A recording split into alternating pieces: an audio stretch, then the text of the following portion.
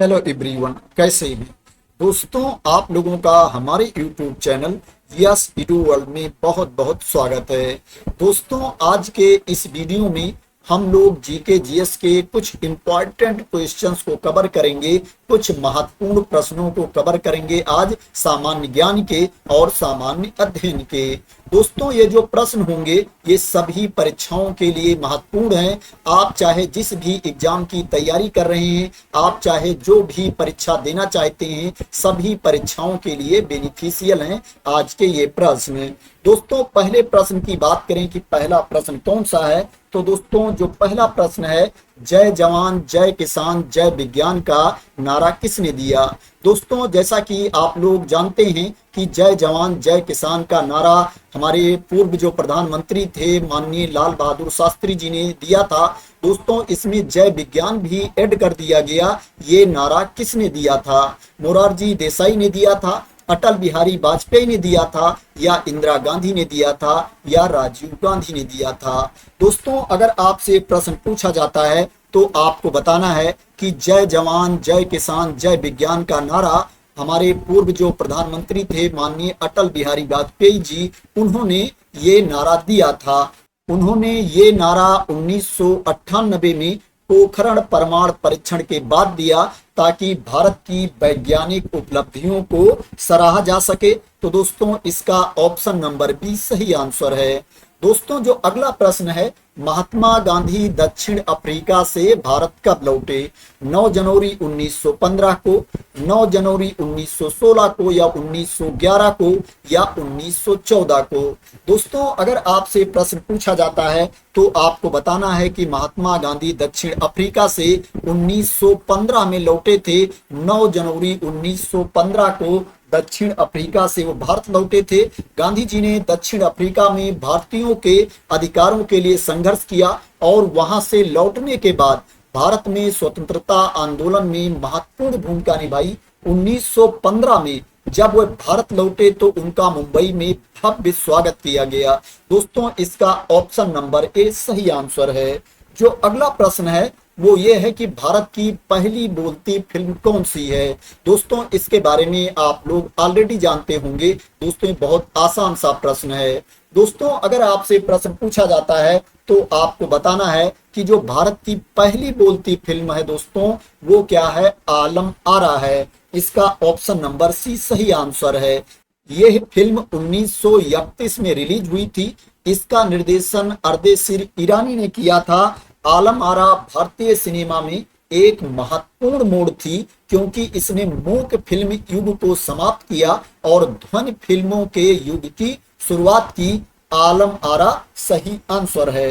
दोस्तों, जो अगला प्रश्न है, भारत की पहली महिला राष्ट्रपति कौन थी? इसके बारे में भी आप लोग ऑलरेडी जानते होंगे।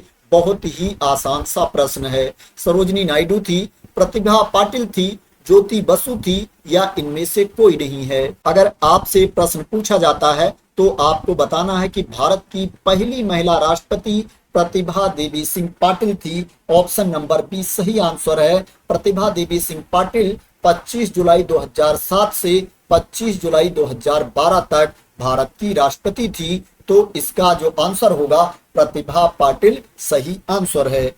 दोस्तों, जो अगला प्रश्न है वो ये है कि वायुमंडल में कार्बन डाइऑक्साइड की मात्रा कितनी है? 2% है, 3% है, 0.3% है, या 0.03% है।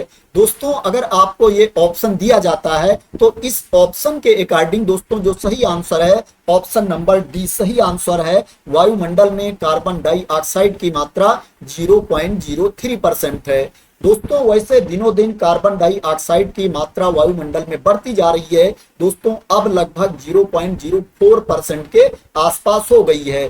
दोस्तों, अगर आपको ये ऑप्शन दिए जाते हैं जो यहाँ पर दिया गया है, तो जो आपको सही आंसर बताना है वो 0.03% होगा। लेकिन दोस्तों, अगर यहीं पर 0.04% दिया होता तो दोस्तों जो आपका सही आंसर होता 0.04% होता।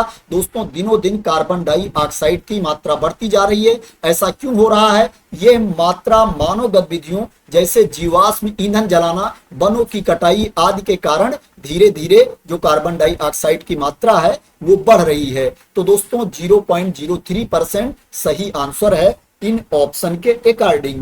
दोस्तों जो अगला प्रश्न है वो ये है कि नाथुला दर्रा किस भारतीय राज्य में स्थित है? अरुणाचल प्रदेश में, सिक्किम में, उत्तराखंड में या असम में? दोस्तों अगर आपसे प्रश्न पूछा जाता है तो आपको बताना है कि नाथुला दर्रा भारत के सिक्किम राज्य में स्थित है। ऑप्शन नंबर बी सही आंसर है। यह एक पहाड़ी दर्रा है जो पूर्वी सिक्किम में स्थित है और भारतीय राज्य सिक्किम को चीन के तिब्बत स्वायत्त क्षेत्र से जोड़ता है। तो दोस्तों सिक्किम सही आंसर है।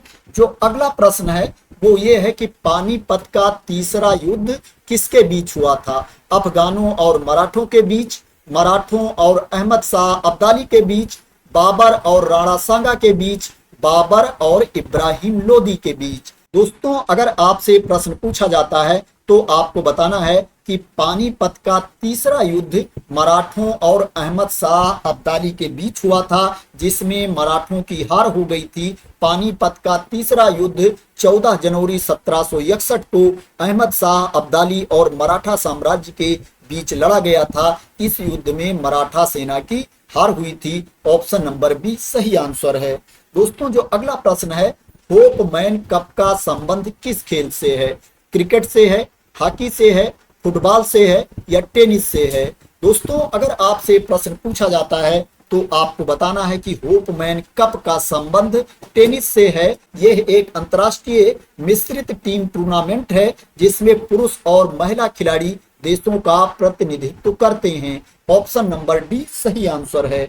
जो अगला प्रश्न है वो ये है कि कौन सी खाड़ी भारत और श्रीलंका को एक दूसरे से अलग करती है? मन्नार की खाड़ी, मेक्सिको की खाड़ी, बंगाल की खाड़ी या इनमें से कोई नहीं? दोस्तों अगर आपसे प्रश्न पूछा जाता है तो आपको बताना है कि मन्नार की खाड़ी भारत और श्रीलंका को एक दूसरे से अलग करती है। ऑप्शन नंबर ए सही आंसर है। भारत और श्रीलंका के बीच मन्नार की खाड़ी और पाक जल डमरू मध्य स्थित है जो दोनों देशों को भौगोलिक रूप से अलग करते हैं। मन्नार की खाड़ी सही आंसर है।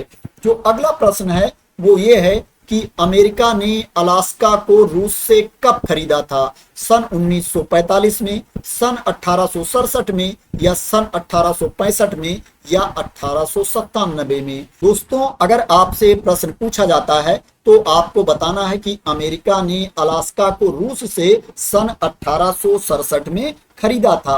अमेरिका ने रूस से अलास्का को 30 मार्च 1867 को खरीदा था। इस सौदे में अमेरिका ने रूस को $7.2 मिलियन दिए थे।